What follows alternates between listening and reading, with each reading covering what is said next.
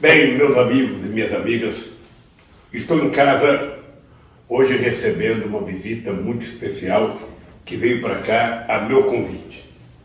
Primeiro porque eu estava com muita vontade de conversar sobre a crise na saúde brasileira, o coronavírus, a crise mundial, sobre economia, e resolvi chamar um companheiro que eu tenho muita confiança, um companheiro que eu acredito muito, um companheiro que tem muito bom senso para discutir o assunto dele.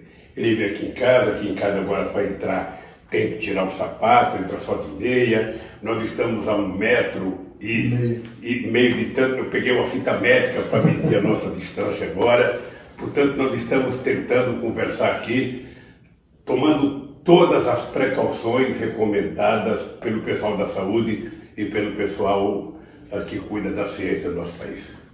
Haddad, nós estamos vivendo vários problemas de uma só vez. O que me assustou, sobretudo ontem à noite, foi o comportamento do presidente da República. Eu sei que a crise é grave, o coronavírus é uma coisa muito, muito delicada, já atingiu todos os países do mundo. Certamente, há 3 meses atrás, tinha gente que não acreditava que fosse possível sair da China e chegar ao Brasil. Já chegou em quase todos os países do mundo. E agora o que nós precisamos é tomar atitude para que não atinja muita gente, que não mate muita gente no Brasil. Nós vamos salvar o maior número de vidas possíveis e para salvar a vida da gente vai ter que diminuir as pessoas infectadas. E para diminuir as pessoas infectadas, nós vamos ter que ter uma precaução, o confinamento, ou sabe, manter as pessoas sozinhas. E eu fiquei assustado porque o papel de um governante é tentar orientar a sociedade, é tentar orientar baseado em informações científicas, ou seja, o presidente tem o Ministério da Saúde, que tem presidente de várias instituições que cuidam da saúde, que tem vários institutos de pesquisa, que tem muita gente importante nessa área e que tem dado uma determinada orientação. Para minha surpresa, o presidente ontem aparece na televisão, de forma intempestiva, fazendo uma guerra política contra a sociedade brasileira, contra governadores, contra prefeitos, que estão tentando acatar as orientações dadas pelo próprio Ministério da Saúde, subordinado ao presidente da República. E eu fico imaginando se é esse o papel de um presidente da República, ou seja, seria mais correto que ele tivesse convocado uma reunião com os governadores de estados, com o secretário da Saúde, juntado o seu ministério, dado uma orientação única para que o Brasil pudesse agir de forma coesa a nível nacional. Seria importante que, junto com essa resposta na saúde, a gente desse uma orientação de como a gente vai manter as pessoas, sabe, isoladas e preparadas e precavidas para não pegar o vírus. Eu queria te fazer uma pergunta e depois eu quero fazer um comentário. Como é que você viu o pronunciamento do presidente da República ontem? A quem ele falou? Com que interesse ele falou? Qual era a preocupação do presidente naquele instante? Porque a mim parecia uma preocupação eminentemente política e eleitoral. Ou seja, ele não está pensando no povo brasileiro, não está pensando no coronavírus, ele está pensando nele. Então eu queria saber como é que você interpretou. Bom, presidente, em primeiro lugar, eu queria agradecer o convite para estar aqui com o senhor, conversando sobre um problema nacional de tanta importância. É uma crise que nós vamos ter que superar juntos. Eu fico preocupado com o comportamento errático do presidente, né? Eu vou fazer menção a uma decisão que ele tomou domingo à noite e que ele teve que revogar na segunda-feira à tarde. Ou seja, uma decisão que não durou 24 horas. Aí já na segunda-feira de manhã já estava revogando. Pois é. Ou seja, no domingo ele toma a decisão de que os empresários poderiam parar de pagar salário por 4 meses, sem que o governo dissesse para os trabalhadores em geral como iam sobreviver nesse período. Dada a comoção que a decisão causou no país, ele foi obrigado a revogar uma medida provisória que ele próprio tinha assinado na véspera. Ele tinha feito uma reunião com os governadores e o Brasil todo saudou o fato dele ter finalmente feito por teleconferência uma reunião com os governadores, da qual os próprios governadores saíram um pouco mais tranquilizados.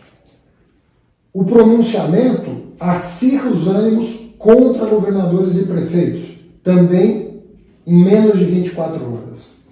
Então, o que eu gostaria até de ouvir o senhor falar, o senhor enfrentou uma crise a maior do pós-guerra em 2008. O Brasil sofreu em 2009 e em 2010 foi dos países que mais cresceu no mundo, apenas um ano depois da crise. É óbvio que é uma crise de natureza diferente da atual.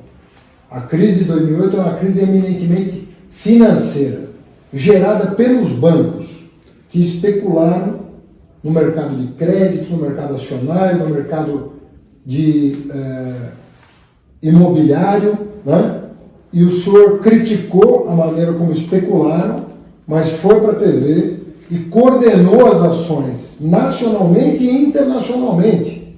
O senhor liderava, tinha um papel de líder, tanto no G20, quanto nos BRICS, quanto aqui no Mercosul, na Unasul, e nós conseguimos sair em 2010 gerando emprego, gerando renda, com mais crescimento, com mais bem-estar.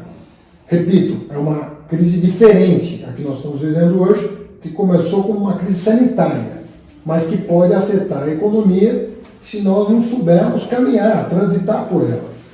Então eu queria perguntar ao senhor, eu queria que o senhor comentasse, na condição de chefe de Estado, em 2008, quando a crise se abateu, todo mundo dizia que ia arrebentar o Brasil, né? O senhor teve a maturidade de conduzir o país para fora daquela crise. Como é que o senhor vê esses movimentos erráticos de quem deveria estar liderando o país e coordenando as ações? Quer dizer, num dia diz uma coisa, no dia seguinte se desmente, e assim nós estamos nos atropelando, não é? Por falta de uma liderança sóbria, não é? Que tenha autoridade junto a governadores, prefeitos, autoridades sanitárias, junto a chefes de estados de outros países, junto à Organização Mundial da Saúde, que emitiu nota hoje, dizendo que o Bolsonaro está equivocado, que não é assim que se deve proceder, vai faltar UTI para quem estiver doente. Então, eu queria que o senhor passasse mais do que as decisões que um governante tem que tomar, mas a metodologia de tomada de decisão, o procedimento pelo qual o senhor se informou sobre a crise de 2008 e como o senhor liderou a saída da crise. O Haddad, o problema é que o presidente Bolsonaro, ele nunca fez questão de pensar em todos. Ele foi eleito pensando numa parcela da sociedade e ele tenta governar dando resposta a uma pequena parcela da sociedade que é minoritária, sempre com um discurso raivoso contra aqueles que pensam diferente deles. Esse é o problema do presidente Bolsonaro. Ou seja, um presidente da República, ele tem uma disputa durante o processo eleitoral, acabou as eleições, o cidadão ganhou as eleições, ele vai governar para todos. Ele vai governar para os adversários e para os aliados, para os ricos e para os pobres, ou seja, fazendo as suas escolhas preferenciais para que o Estado atenda aqueles que mais necessitam do papel do Estado. Esse deve ser o papel de um presidente da República. O Bolsonaro nunca se preocupou com isso. Eu lembro que na crise de 2008, que era uma crise diferente dessa, eu conversei com muita gente para que a gente pudesse tomar atitudes que fossem atitudes de consenso. Eu não esqueço nunca uma pesquisa que saiu publicada na imprensa brasileira dizendo que o comércio mundial ia diminuir muito, que no Brasil também as pessoas não estavam comprando porque as pessoas estavam com medo de ficar endividadas e não poderem pagar. Eu então acertei com o Frank Martins, conversei com vários ministros da área econômica e resolvi fazer um pronunciamento na televisão mostrando a gravidade da crise econômica, a gravidade do que poderia acontecer se as pessoas se endividassem demais, mas ao mesmo tempo a gravidade que poderia acontecer se as pessoas parassem de comprar, que era importante que as pessoas comprassem, que se endividassem apenas de acordo com aquilo que poderiam pagar, para a economia voltar a funcionar. Foi a primeira vez que a classe B e C compraram mais do que a classe A e B. E a economia brasileira se recuperou mais rapidamente. Você está lembrado que eu dizia, o Brasil vai ser o último a entrar e o primeiro a sair. E aconteceu isso.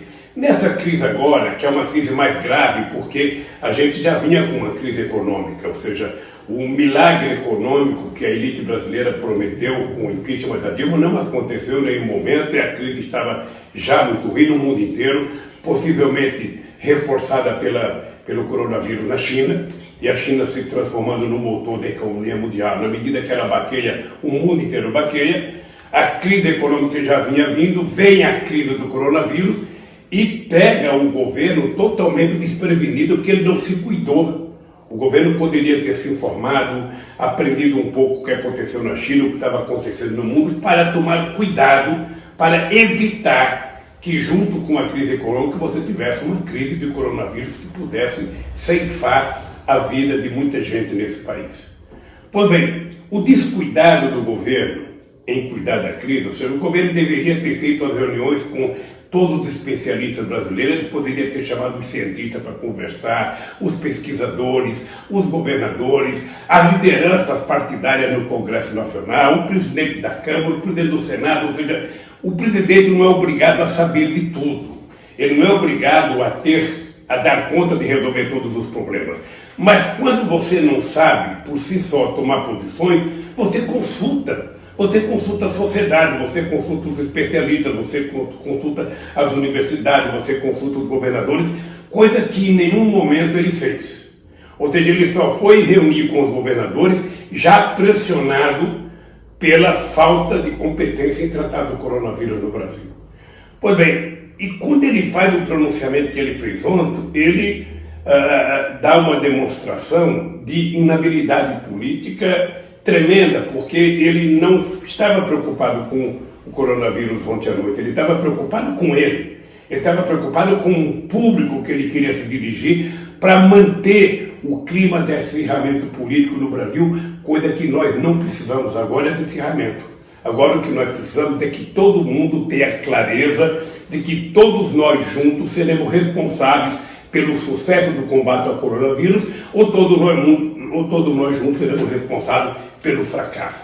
Então, o que eu acho é que o Bolsonaro não ouve, ele não conversa, ele não tem intenção de fazer as coisas que atendam aos interesses da sociedade. Ele tem intenção de fazer as coisas que interessam a ele ou ao grupo que ele pertence. Inclusive, Haddad, eu penso que depois de ontem o ministro da Saúde ou renuncia e diz que não pode continuar sendo ministro de um presidente que não acata as orientações que ele dá. Ou ele renuncia dizendo que não é possível, que ele, que é ministro, nunca falou no assunto, e o presidente da República fica vendendo a ideia de que o remédio da malária é o remédio que vai curar, sabe, o coronavírus, sem nenhuma prova científica, apenas com desejo por causa de uma fala do presidente Trump. Ora, nós temos aqui centros de pesquisa de extraordinário, eu poderia citar apenas um, Oswaldo Cruz, ou citar a Fiocruz, ou seja, que já poderia estar pesquisando, não, mas ele não se preocupa com a verdade, ele não quer a verdade. O que ele quer é criar o caos no país. Ora, nesse momento, Haddad, eu acho que o presidente da República deveria ter aparecido na televisão para dizer o seguinte: olha, é grave, nós precisamos isolar as pessoas mais vulneráveis, nós precisamos cuidar das pessoas, nós precisamos cuidar das crianças, nós precisamos saber que setor produtivo vai continuar produzindo no país, como é que nós vamos cuidar para essas pessoas terem segurança no serviço, porque as pessoas têm que produzir alimentos, as pessoas têm que produzir coisas, remédios para a sociedade. Então, nós vamos cuidar de fazer com que a economia funcione sem colocar ninguém em risco nesse país. Esse era o papel do Estado. Esse era o papel do Estado de chamar, sabe, os cientistas, de chamar os governadores, os prefeitos, as Forças Armadas, ou seja, todo mundo que puder colaborar para ver se o Brasil consegue, aprendendo com o que aconteceu nos outros países, fazer com que o país tenha sido o último a entrar e o primeiro a sair com menos vida, sabe, perdida nesse país. Era esse o pronunciamento que eu esperava, era assim que eu acho que um presidente deveria se comportar. A arte de presidir um país é a arte de um maestro de orquestra. Você não tem que saber tocar todos os instrumentos, você apenas precisa saber reger, você precisa apenas saber harmonizar, sabe, esses instrumentos. E o presidente da República, lamentavelmente, não sabe. Ele todo dia faz uma ofensa às pessoas, todo dia ele quer brigar com alguém, todo dia, e ele está apostando o seguinte, ele está apostando que ele não conseguiu consertar a economia, ele está percebendo que o coronavírus não vai ser controlado do jeito que ele quer que seja controlado, ou seja, porque a sociedade médica, a sociedade científica, os governadores e prefeitos estão com mais responsabilidade do que ele. Então ele fica tentando, apostando na desgraça para dizer, tá vendo, eu não falei? Tá vendo, eu não avisei? Ora, nós teremos muito mais problemas, e eles serão muito mais graves, quanto menos responsável for o presidente da República. O presidente da República existe não é para propor o caos, ele existe para tentar harmonizar a sociedade brasileira entre os seus atores, entre as instituições, para que a gente possa dar conta dos problemas que nós temos. Isso vale para o coronavírus, mas isso vale para a economia, isso vale para outra coisa qualquer. Esse é o papel do presidente. Na hora que tiver uma eleição, vai ter a disputa e aí ganha quem tiver mais voto, ganha quem ganhar. Mas não pode fazer de tudo uma disputa eleitoral. Haddad, acho que nós estamos numa situação complicada, porque eu acho que o Bolsonaro não tem estatura psicológica para continuar governando o Brasil. Ou esse cidadão renuncia, ou se faz o impeachment dele, ou alguma coisa, porque não é possível que alguém esteja tão irresponsável de brincar com a vida de milhões de pessoas como ele está brincando. Sabe? Sem nenhuma prova, sem nenhum conhecimento de causa. Deus queira que não morra ninguém, Deus queira que ninguém...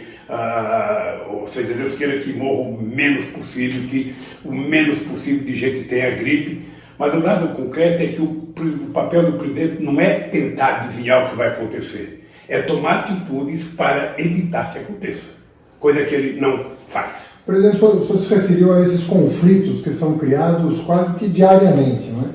De uma semana para cá, nós tivemos, a partir do dia 15, um conflito seríssimo com o Supremo Tribunal Federal e com o Congresso. Na sequência, um conflito com a China, que inclusive gerou uma crise diplomática, que está sendo contornada a duras penas. Agora, um conflito com governadores e prefeitos. Eu estou falando de uma semana, né? São conflitos que vão se acumulando. E no caso específico da China, eu queria perguntar para o senhor, que a China foi o primeiro país que entrou na crise do coronavírus. E é o primeiro país que está saindo dessa crise. E se levarmos em conta a quantidade de chineses que habitam aquele país, estamos falando de mais de 1 bilhão de habitantes. 1 bilhão e 300 milhões de habitantes? Nós estamos falando de 1 bilhão e 300, ele tem 1 bilhão a mais do que o Brasil, mais do que 1 bilhão. E é um país que conseguiu, sem cair na falsa oposição entre cuidar da saúde e da economia, que cuidou dos dois, a China não parou de produzir e a China confinou quando teve que confinar. Ou seja, a província onde surgiu o problema sofreu um confinamento, da qual está saindo agora. O país, como um todo, continuou produzindo, inclusive para aquela província, para não ter crise de desabastecimento. O número de mortes e infecções começou a cair drasticamente e eles atingiram uma situação, dando mostras, não só a China, mas também Coreia e Japão, de que há como equilibrar o problema sanitário e o problema econômico. Né? Os países que se descuidaram do problema sanitário estão sendo obrigados pelo desdobramento da crise de saúde a tomar medidas muito mais drásticas do que foram tomadas na China, e agora você está com os dois problemas, o problema econômico e o problema da aumento exponencial de casos. Parece que os últimos dados sobre a economia americana revelam também que o número de casos está explodindo em função da falta de liderança do Trump em tomar as medidas cabíveis tempestivamente, ou seja, na hora certa. Porque tem um problema de tempo, de gestão de tempo, como você atua. O senhor não acha que ele deveria estar prestando atenção nos países que enfrentaram de maneira exitosa o problema e sabendo operar a gestão da economia com a gestão da saúde para minimizar tanto os danos daqueles que têm saúde para trabalhar, mas não podem ser vetores de transmissão do vírus, com aqueles que são mais vulneráveis e não podem ter contato nesse momento, correndo risco ou por doenças prévias ou pela idade de estarem em condições de vulnerabilidade. O Haddad, eu acho que a China ela teve um comportamento exemplar. Porque quando aconteceu o problema num estado que tinha 12 milhões de habitantes, o governo chinês não vacilou em isolar aquela região do restante da China para tentar evitar que o vírus chegasse na mesma proporção em outra cidade. E conseguiu. Veja, é verdade que foi o primeiro país a ter o coronavírus e foi o primeiro país a dar uma resposta positiva no combate ao coronavírus. Tanto é que hoje eles estão tentando ajudar vários países do mundo, estão se oferecendo para vender produtos ou para doar produtos para outros países. O Brasil deveria pegar isso como exemplo. Mas a impressão que eu tenho é que se o ministro da Saúde de um lado parece civilizado e quer ter acesso a isso, parece o presidente da República incivilizado, não querendo, tendo um modo próprio de se comportar. Ora, numa época como essa, Haddad, é importante a gente atentar o seguinte, em se tratando de saúde do povo, em se tratando de um inimigo invisível como o coronavírus, a gente não tem que ficar regateando dinheiro para combater esse mal. É como se você tivesse um comprimido que a pessoa fala, você vai ter que tomar de 8 a 8 horas e você pega um só, parte em 10 vezes e tenta tomar aquele comprimido em 10 vezes. Ora, o governo já deveria ter feito com os estados uma avaliação do custo, da necessidade do SUS e ter colocado dinheiro disponibilizado para cuidar disso rapidamente. Não tem que ficar dosando, sabe, um pouquinho de dinheiro aqui, um pouquinho de dinheiro ali, como se o Guedes fosse dono do dinheiro. Ele sentasse em cima e o problema dele é pagar juros, sem se importar com a saúde do povo, Haddad. Ou seja, a segunda coisa é o seguinte, é que você pode utilizar recursos, você pode produzir dinheiro através do Tesouro para cuidar da crise e você pode, ao mesmo tempo, fazer investimento na economia. O Estado brasileiro pode pegar uma parte das reservas que nós temos internacionais, ao invés de ficar, sabe, gastando todo dia um pouquinho para tentar não deixar o dólar subir muito, ele poderia pegar uma parte desse dinheiro, transformar em reais e fazer grandes investimentos em obras de infraestrutura para dinamizar a economia brasileira. Não é incompatível. Ou seja, o governo pode pensar várias coisas ao mesmo tempo. Acontece que esse governo não pensa nada.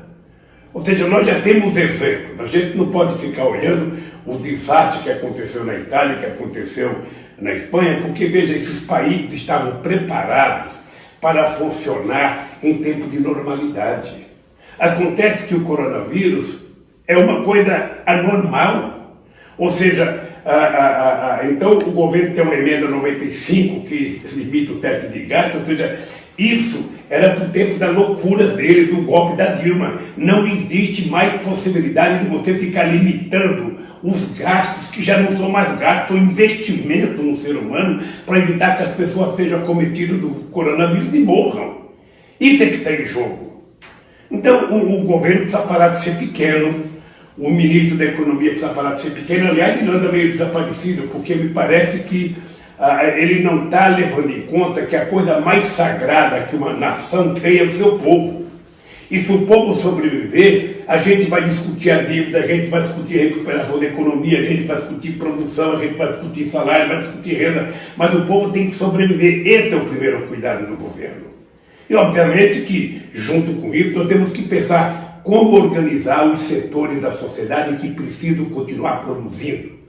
Como organizar? Por exemplo, o pessoal da segurança pública, o pessoal da saúde, o pessoal que trabalha com alimento, que produz alimento, o pessoal que produz remédio. Ou seja, tem vários setores da sociedade que precisam continuar funcionando, e nós temos que dar condições dessas pessoas terem segurança. Eu vou precisar pegar um ônibus, esse ônibus tem que estar bem higienizado, esse ônibus tem que ter gel para passar, tem que ter gel para passar no corrimão para mim não pegar, esse ônibus não pode estar lotado, as pessoas têm que estar com uma certa distância.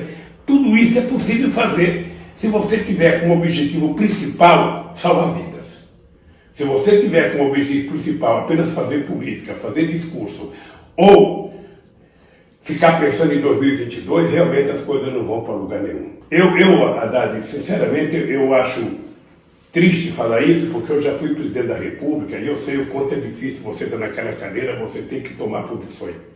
A forma mais fácil de você não errar é você consultar, é você ouvir, é você conversar, é você ouvir pessoas, ou seja, quantas vezes, Haddad, eu pegava o telefone para ligar, sabe, para pessoas que eu nem conhecia, mas pessoas que eu sabia que tinham informações, para empresário, para médico, sabe, é uma coisa boa, sabe, ouvir os sindicatos, veja, como é que ele manda uma medida provisória no domingo à noite? Você quer que eu diga o que aconteceu de verdade? Ele não sabia da medida provisória. Aquela medida provisória foi a CNI que levou um documento para o Guedes fez a medida provisória, levou para ele não leu, assinou e só foi descobrir a bobagem que tinha feito no dia seguinte. E aí veio o Guedes dizer que foi um erro de redação. Não, aquilo foi, sabe, foi a submissão do Guedes à CNI. Aliás, eu acho que o movimento sindical deveria partir para cima da CNI, como é que ela tem a coragem, num momento de crise como esse, tentar dar um passa-moleque nos trabalhadores e fazê-los trabalhar e fazê-los ficar 4 meses sem receber salário. Então, nada que esse governo faz, sabe, é de graça. Tudo me parece que é feito, sabe, com um único objetivo: atender aos interesses maquiavélicos do presidente da República, porque ele não pensa no Brasil. Mas, presidente, até para quem está nos ouvindo ter clareza, como não tem remédio, não tem vacina, todos os sanitaristas, todos os médicos, epidemiologistas estão dizendo o seguinte: por que você tem que achatar a curva de transmissão? Ou seja, jogar com o tempo. Porque você não tem equipamento de saúde suficiente para atender todo mundo que vai precisar de respirador, que vai precisar de UTI. E aí, o governo passa uma imagem equivocada para a sociedade, dizendo o seguinte: olha, no mundo só morre velho. No mundo só morre velho ou doente se os que estão saudáveis tiverem tratamento. Porque uma pessoa de 20 anos, de 30 anos, se ela não tiver o respirador na hora certa, por mais saúde que ela tenha, ela também vai morrer. Então não é verdade que o atleta... Por que o Japão adiou as Olimpíadas? Não é verdade que as pessoas... Eles podiam falar o seguinte: olha, só vem para o Japão quem tiver menos de 50 anos, menos de 40 anos. Não tem nenhum atleta. Pouquíssimos atletas têm mais do que isso. Só o Bolsonaro.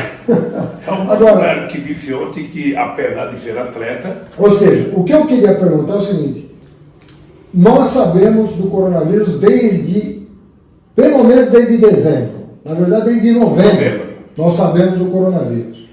De lá para cá, o governo brasileiro teve 4 meses de vantagem sobre o governo chinês, 3 meses de vantagem sobre o governo coreano, 3 meses de vantagem sobre o governo japonês, 2 meses de vantagem sobre os governos da Europa. E nós não começamos a tomar providência até hoje. Não é providência de dizer vamos para a rua e vamos ver o que dá. Providência séria de fazer com que as pessoas que forem infectadas tenham chance de sobreviver ao vírus, que não tem uma letalidade tão alta se houver tratamento, se a pessoa receber o tratamento adequado. Aí a letalidade é baixa, mas sem tratamento, nós não sabemos qual o tamanho da letalidade. Imagina se isso invade as comunidades pobres das favelas, do interior do país onde não há leito de UTI, como é que isso vai ser? Então, o que eu perguntaria para o senhor, queria que o senhor comentasse, é o seguinte: o senhor falou, bom, a China começou na frente, mas isso é uma desvantagem começar primeiro. Você não sabe com o que você está lidando. O senhor imagina que nós desperdiçamos um tempo, mas ainda temos condição de, se o governo tomar as rédeas do processo com responsabilidade, superar essa situação? Ou o senhor é mais pessimista em relação ao que nos aguarda? Eu sou pessimista com relação ao que nos aguarda, porque nós perdemos tempo demais. Nós não fizemos a lição de casa que deveríamos ter feito desde o começo. Possivelmente por conta da compreensão do presidente de que isso é uma gripezinha, que ele é atleta e que, sabe, não vai acontecer. se ele tivesse agido com responsabilidade, se tivesse liberado os recursos no tempo certo, se tivesse orientado através do Ministério da Saúde os estados e os municípios a fazer as coisas corretas, quem sabe a gente já tivesse máscara, quem sabe a gente já tivesse respirador, quem sabe a gente já tivesse feito o teste em todo mundo. Sabe? Quem sabe já tivesse feito milhões de testes. Ou seja, entretanto, como eles brincaram achando que a China é longe, não vai chegar no Brasil, é um vírus chinês, não vai chegar no Brasil, ou seja, sabe, ele deve entender que a Terra é plana, portanto, sabe, era mais difícil de chegar aqui. Bom, o dado qualquer até que chegou. Ora, o que eu acho? A gente não tem que ficar lamentando, a gente tem que trabalhar mais. Tem que trabalhar mais. Eu estou vendo os governadores se dedicarem, todos os governadores do Sul, do Sudeste, do Nordeste, estão todos tentando fazer aquilo, porque ninguém quer carregar nas costas a responsabilidade pelo desastre. Claro. Que mata milhares e milhares de pessoas. Então, eu acho importante os governadores continuarem assim, os prefeitos continuarem assim, e o presidente da República tomar juízo, ou o Congresso fazer com que as coisas aconteçam. A minha opinião, eu volto a repetir, sabe, nós temos um povo ordeiro, nós temos um povo que tem problema, o povo não tem salário, por isso é que nós decidimos que o Estado deveria garantir uma renda mínima que fosse igual a um salário mínimo para todo mundo, para a gente atravessar esse maremoto que está acontecendo. Ou seja, eu conheço histórias na Segunda Guerra Mundial de pessoas que ficavam dias e dias sem ter o que comer, dias e dias. Nós não precisamos disso. Nós temos quem produzir, precisamos organizar a produção, precisamos organizar a distribuição e precisamos organizar, sabe, para que as pessoas possam receber o mínimo necessário para continuar comendo as calorias e as proteínas necessárias. Mesmo aí você tem uma escala preferencial. Você tem as pessoas mais vulneráveis, você tem as pessoas mais pobres, as pessoas que estão desempregadas, você tem os trabalhadores autônomos, você tem o pessoal que trabalha em aplicativos. Toda essa gente mais vulnerável tem que receber do Estado a garantia de que, olha, você não vai faltar o pão para você tomar café, não vai faltar o teu almoço, não vai faltar a tua janta. Você não vai ter, sabe, como é que fala, excesso de comida, mas as proteínas e as calorias necessárias você vai ter. Sabe, isso é em época de guerra nós temos que fazer isso. Sabe, não tem que ter limite de pensar o que eu vou investir, ou seja, nós temos que investir. Veja que eu não estou utilizando a palavra gasto, eu estou utilizando a palavra investir, porque nós estamos tratando de vida. Gasto é quando eu deixo o dinheiro parado no banco para pagar juros e as pessoas morrendo de necessidade na rua, morrendo de frio, sabe? Morrendo de outras doenças mais elementares. Então, Haddad, o que eu penso é isso, olha, eu penso que o Bolsonaro chegou ao limite da compreensão das pessoas mais compreensíveis do país. Ele efetivamente não está preparado para tocar esse país. Você vê de um cidadão que faz uma viagem para os Estados Unidos e me parece que já tem 23 pessoas que viajaram com ele que estão com coronavírus. Onde esse cara foi? Ele foi no ninho do coronavírus? Ele foi no ninho, veja, porque eu, graças a Deus, estive no epicentro do coronavírus. Eu estive na França, na Alemanha e Genebra, e ninguém da minha equipe pegou coronavírus. Ou porque nós somos abençoados por Deus, ou porque nós nos cuidamos. A minha pergunta é a seguinte: o que essa gente fez que, sabendo do coronavírus, ou eles acharam que na terra do Trump não tinha? Na terra do Trump podia tudo. E nós estamos vendo agora que os Estados Unidos podem se transformar logo, logo no epicentro do coronavírus por irresponsabilidade do presidente Trump, que tentou transformar o coronavírus numa guerra contra a China. Então, Haddad, não há espaço para brincadeira, não há espaço para brincar com a democracia, não há espaço para desrespeitar a sociedade. O Bolsonaro fica tentando apelar de uma forma, às vezes, até demagógica, sabe, falando em nome do povo pobre, que precisa de proteção desse povo pobre. E o Estado tem recursos e pode produzir recursos para que a gente garanta, em tempo de guerra, que essas pessoas tenham tranquilidade, possam trabalhar, aqueles que precisarem trabalhar com muita tranquilidade, mas possam cuidar da sua família com muito respeito e com muito carinho, porque todos nós queremos estar vivos para recuperar a democracia no nosso país. Haddad, você sabe que eu, desde que votei da Alemanha, amanhã fazem 14 dias, eu não saí de casa com a Janja. Ou seja, eu conversei com o Davi Wip, conversei com o Dr. Calil, conversei com o Padilha e falaram, olha Lula, não é importante você fazer o teste, porque se você não tem nenhum sinal, sabe, não precisa fazer. Então eu resolvi ficar em casa. Eu resolvi ficar em casa de quarentena, não saí, não vi minha netinha que nasceu, eu tenho uma netinha que nasceu, a Letícia, nasceu quando eu viajei para a França, eu não vi ela, não vi o Luiz Cláudio, não vi minha nora, não vi nenhum filho meu até agora, porque eu acho que é uma das formas que eu posso contribuir para combater com o coronavírus. Agora que vai completar 15 dias, eu vou voltar a falar com os médicos, vou perguntar o que eu faço agora. A verdade é que eu tenho 74 anos, eu me sinto bem, eu me acho saudável, mas a gente não brinca com doença. Claro. Esse vírus não tem amigo, esse vírus só tem, sabe, gente que ele quer derrotar. E eu resolvi lutar, e uma das formas que eu tenho de lutar é me preparar, é me precaver.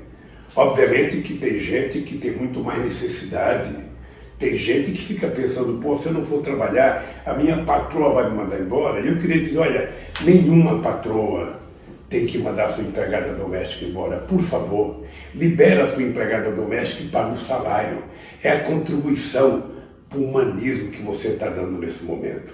Nenhum empresário precisa dispensar trabalhador agora. Todo mundo sabe que é possível dar férias coletivas de 30 dias. Vamos deixar as pessoas em casa e vamos ver o que vai acontecer. E depois a gente toma novas medidas. E o presidente da República, ao invés de ter a necessidade de falar bobagem todo dia, ele, pelo amor de Deus, seja responsável, converse com as pessoas, discuta com o Congresso, discuta com os governadores, com serenidade, discuta com o movimento social com muita serenidade, sem querer saber quem tem razão ou não.